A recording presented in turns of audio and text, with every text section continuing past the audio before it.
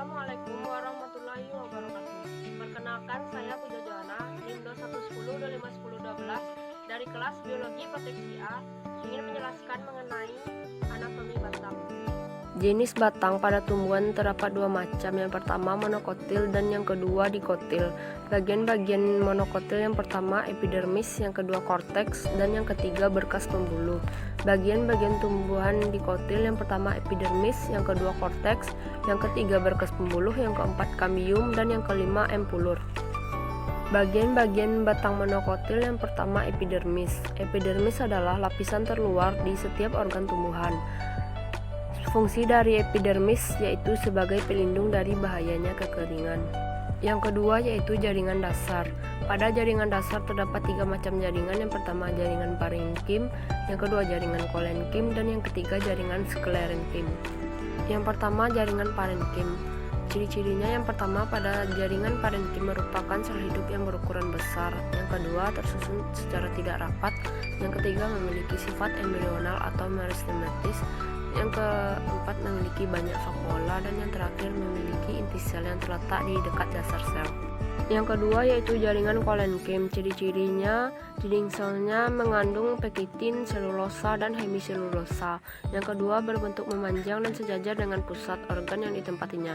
Yang ketiga, beberapa sel kolenkim memiliki kloroplas sehingga juga dapat berfungsi menunjang fotosintesis.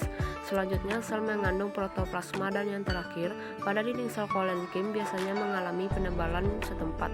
Yang ketiga, jaringan sklerenkim memiliki ciri-ciri yang pertama, dinding sel tebal, yang kedua, tidak mengandung protoplasma, yang ketiga, mengandung senyawa lignin sehingga sel-selnya kuat dan keras, yang keempat, tersusun dari sel-sel mati, yang kelima, sel sklerenkim dibedakan menjadi sel batu, sel mati, dan berdinding keras tahan terhadap tekanan, dan yang terakhir, fiber atau serabut sklerenkim berbentuk panjang terdapat pada permukaan batang. Bagian batang monokotil yang ketiga yaitu berkas pembuluh. Terdapat dua pembuluh. Yang pertama silem. Silem adalah jaringan pembuluh yang berfungsi mengangkut air dan nutrisi yang diserap akar ke seluruh bagian tumbuhan. Yang kedua floem. Floem merupakan proses pengangkutan dua arah di mana makanan hasil fotosintesis dapat diangkut kemana saja.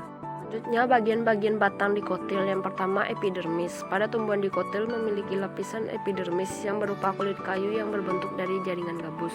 Yang kedua yaitu korteks. Korteks merupakan bagian terluar dari batang atau akar tumbuhan yang dibatasi di bagian luar oleh epidermis dan di bagian dalam oleh endodermis. Yang ketiga yaitu empulur.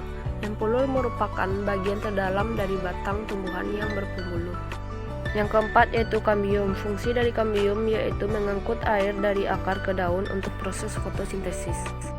Berkas pembuluh pada batang dikotil yaitu silem dan floem. Bedanya dengan batang monokotil, susunan pada batang dikotil, pembuluh silem dan floemnya lebih teratur.